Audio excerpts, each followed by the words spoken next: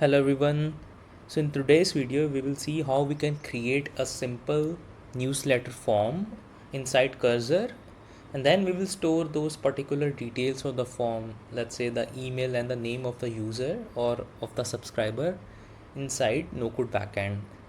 And we will be using Boost.space as an intermediate that will help us to make the API calls so as to store those particular details in the database, right?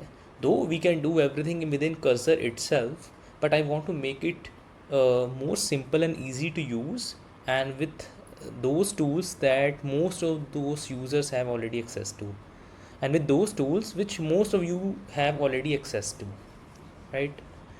So let's get started. First of all, um, I will create a simple database here for my newsletter form. So I can say, let's say I can use AI here, and I can say create a database with name newsletter should have two columns. Basically it should have first of all a table called subscribers. So newsletter is our overall database name. You can give any name that you want, and I just have a table inside this called subscribers who will be subscribing to my newsletter, and this table should have two columns. It can be, first of all, it can be name, and secondly we will be having email, right? That's enough for now. And now let's click on magic create.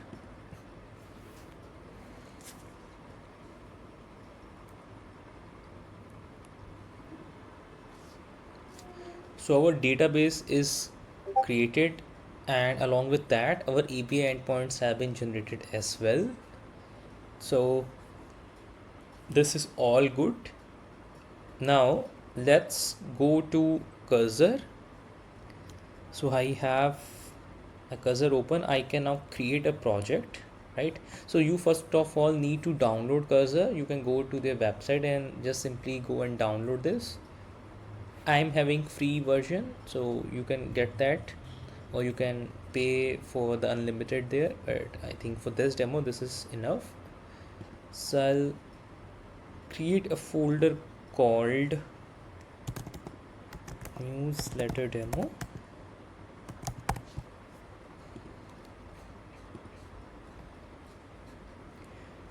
Now this is nothing but a fork of your Visual Studio Code, right? So if you have already some experience with the Visual Studio Code, you will find this very much in similarity in the way how different features work here. But the unique feature here is this particular thing: you can chat with Cursor to create content or to create new web pages here. And this is what we are going to do in this particular demo. So I'll simply prompt Cursor to create a newsletter form for me, right?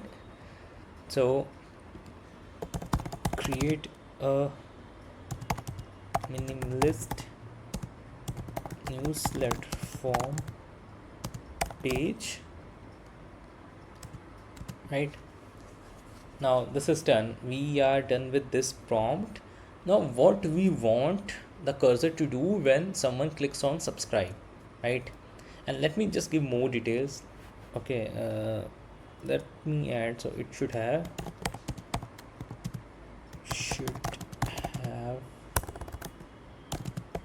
name and email and a subscribe button.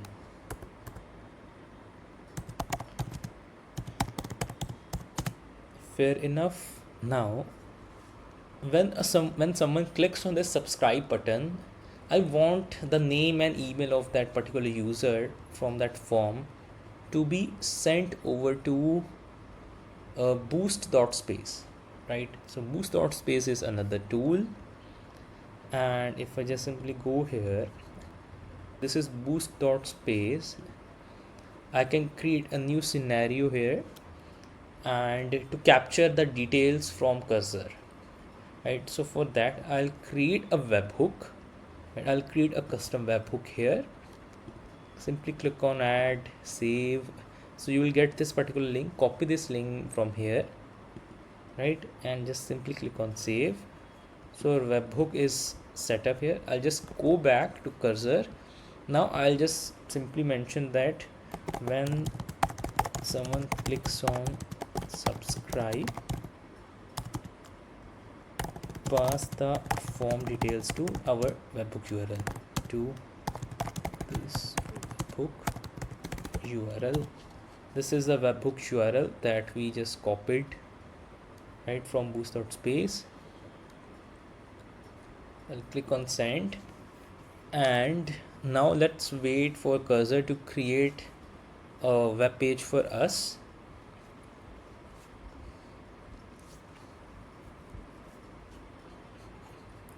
Okay, so I think, okay, so it has created this page. I'll click on accept the file, right, and I simply right click this and I'll click on open with live server. So it will open this page, or it will render this page for me. So beautiful. Now we have a page created for us, right? And if I click on these name and email and click on subscribe, our details should be passed over to the webhook that we created. So I'll simply run this. I'll click on run this module only for testing, like whether we are receiving our details from cursor here or not. I'll go back, I'll add the details,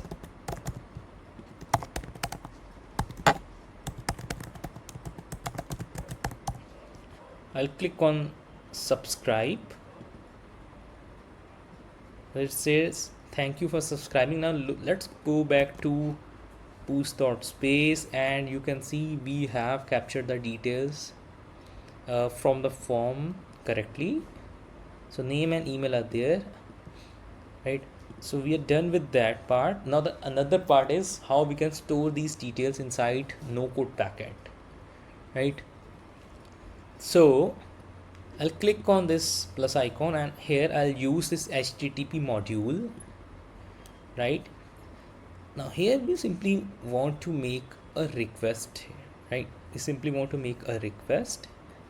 Here we want to provide URL, the method, and the other details. So for that, just head over to NoCodeBackend again. So if you remember, we already created this database. Now let's continue with generating the API key, the secret key here.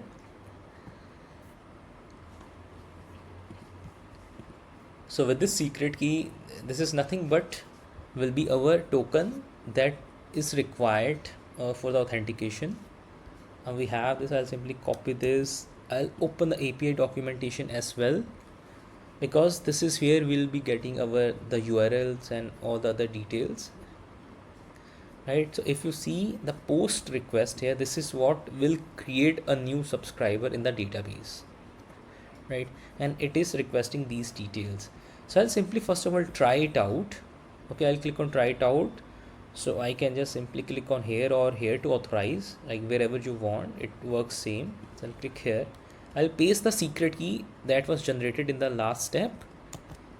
I'll click on authorize. I'll close this. Now if I just add some random value, let's say random name, random email, something like that, right, just to see if it works or not, right? So it is working fine. Now if you see, I tested this because it, after testing, it gives us this particular curl command which contains this particular URL, right? This is what we need right now, and you see the method is post. So let's go to Boost.space. Here we have to paste the URL. So I'll just copy this URL from here to here. I'll copy this, I'll paste that here, The method is post, as we have seen in that the documentation page here. The other details we need to put is, if you see, the header here is the authorization. So H here means the header, right? And let's first of all add this authorization, so because this is the critical part here, authorization. And I'll simply copy this bearer token completely as it is. I'll paste here. These details like application JSON or a content type you do not need to necessarily add, because your browser automatically detects all these details and add this for you on your behalf, right? So you do not need to exclusively add those details, but it's a good practice. You can go and add, but most of the browsers go and add these headers by default. Okay, so I do not need to go and add those details there. The next important part is the body part. So body here, if you see, this is the body part here, right? I can simply go and just copy from these parentheses here, Control C. I'll go to the body. I'll want this to be raw. Raw means I can now add the JSON here. So this is a JSON. I'll command Shift V so as to paste in the proper format in the way we copied. Okay, so we have added the body part here.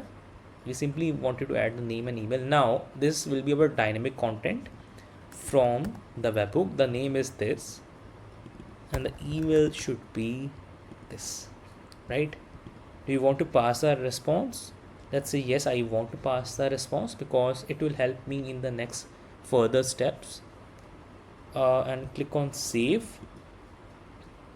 So we created a web form inside a newsletter form inside Cursor. Then we created a database inside NoCodeBackend. We created a basic flow here inside Boost.space to basically connect Cursor with NoCodeBackend. Though you can directly connect Cursor with NoCodeBackend itself. So we'll create a new video as well in the future to connect directly. But this is the most easiest part, and the reason for that is inside Cursor, or let's say inside other tools like Lovable or Bolt.new, if you face any errors or challenges, then most of the users are not very good with the coding, so it may be difficult for you to go and debug there, right? So if I simply go back to Cursor, right now you see everything looks good, right? Because this is a very simple HTML form. But what if you are going to create a complex applications, right? Let's say a React application or Node.js applications, and it's good if everything goes as per your plan, but most of the times you will go and you will see some errors, and if you're not good with the coding there, you will face challenges in fixing those errors there, right? So that's why like vibe coding is just a trend but not a reality, right? Anyway, if I just go back here, that's why I introduced Boost.space. You can, so that you can simply at least just transfer the details here, and then we can manage everything inside here. You do not need to make HTTP calls within Cursor. I can do that here because if there are any errors, I can check the logs here, and it is very easy to correct and rectify and work here itself, because this is a no-code tool again, Boost.space. And yeah, I mean, just this is again just a replica of make.com if you are already aware of that. So most of the users know how to use this tool. All right, so we are done with everything. Let's test this out from the start. I'll just save this, okay, and I'll just click on run once, okay, and now it is waiting for the response. I'll go to Cursor. I'll just right click and I'll click on open with live server, and now test with the new details. Let's say I want to add Ria, and the details is ria@nocodebackend.com, right? So I'll click on subscribe. It says thank you for subscribing, and if I just go back to here, so I'll see this workflow just ran successfully. It captured the details. Let's say it captured the name and email fine correctly, and then let's see if it ran this or not. If I just go here, the status code is 201, which means it ran successfully, and the data shows the status is success and the record is created successfully, right?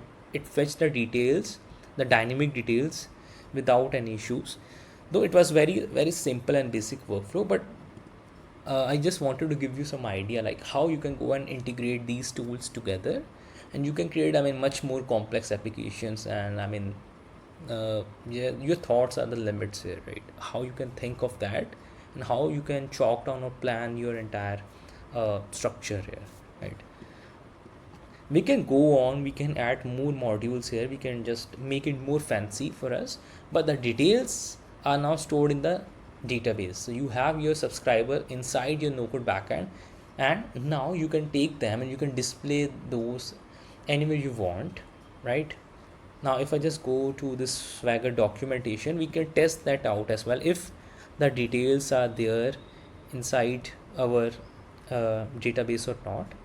So I'll click here, I'll click try it out, just click on execute here, and if I scroll down, so I can see, right? So Ria and NoCodeBackend.com. So this was a record which was fetched dynamically from cursor and is stored now in NoCodeBackend. So I hope this tutorial was helpful, and we are going to create more and more tutorials in the future. So please stay tuned with us, and I'll recommend you to please subscribe to our channel so that you are always notified about our new videos there. Thank you and have a nice day.